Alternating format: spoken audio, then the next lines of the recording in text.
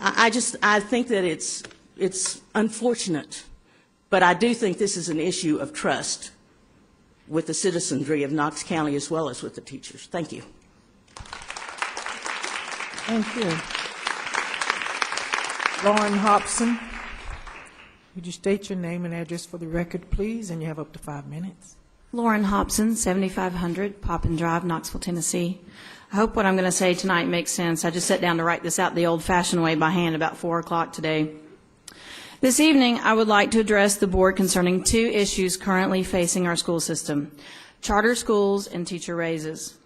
Regarding the proposal from Enrolled Youth Foundation for Knox County's first charter school, I hope their goal is to reach students who are struggling in our school system.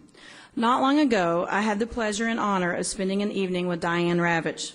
For those of you who don't know who she is the former Assistant Secretary of Education to Lamar Alexander under George H.W. Bush's administration.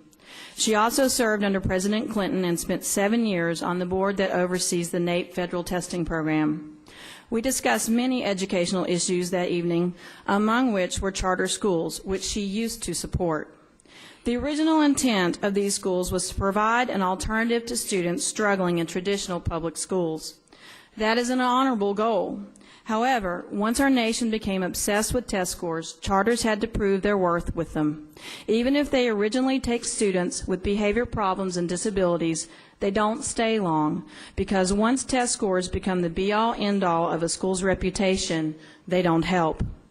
I hope the Enrolled Youth Foundation succeeds with their original goals and ethics intact, as I am certain that their proposal will be approved.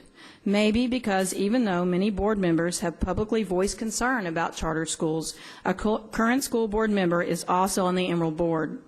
Maybe because it is a moot point. Governor Haslam and the legislature have made it clear that they seek override power if charters they support are denied by local school boards. Secondly, I would like to address the issue of money for teacher raises within our current proposed budget.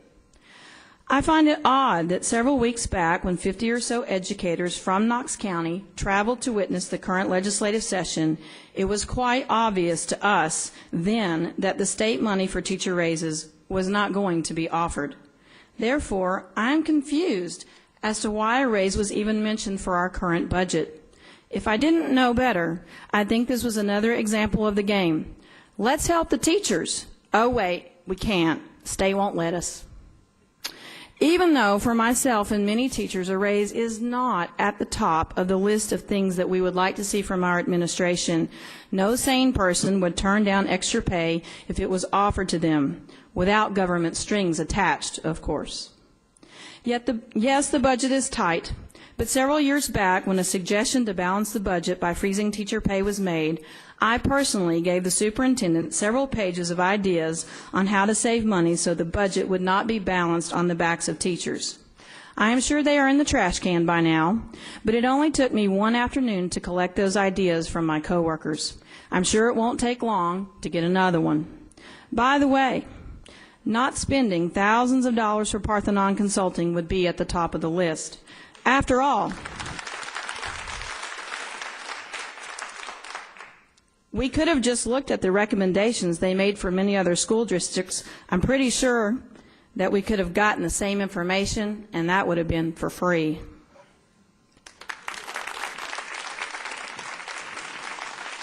Jason Cook.